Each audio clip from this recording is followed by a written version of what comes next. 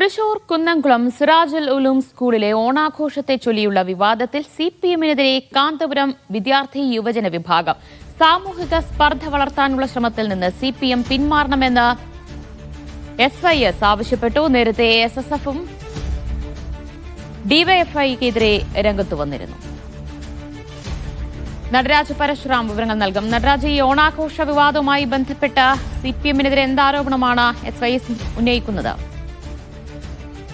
ദ്വിതീയ സാമൂഹിക സ്പർദ്ധ വളർത്താനുള്ള ശ്രമത്തിൽ നിന്ന് സിപിഎം പിന്മാറണം എന്നാണ് പ്രസ്താവനയിൽ എസ്ഐഎസ് ആവശ്യപ്പെടുന്നത്. മുസ്ലിം സമുദായത്തെ തെറ്റിദ്ധരിപ്പിക്കും വിധം ഇടപെടുകയും സാമൂഹിക വിഭജനം സൃഷ്ടിക്കുകയും ചെയ്യുന്ന സിപിഎമ്മിന്റെ ഈ വിഷയത്തിലെ നിലപാട് സംശയാസ്പദമാണ്. സമൂഹത്തിൽ ഇത്രയധികം വർഗീയമായ ചേരുവകളും ഉണ്ടാകണമെന്ന് ആഗ്രഹിക്കുകയും മറ്റും ചെയ്യുന്നവർക്ക് സഹായമാകുന്ന വിധമാണ് സിപിഎമ്മിന്റെ മുന്നോട്ട് പോക്ക്.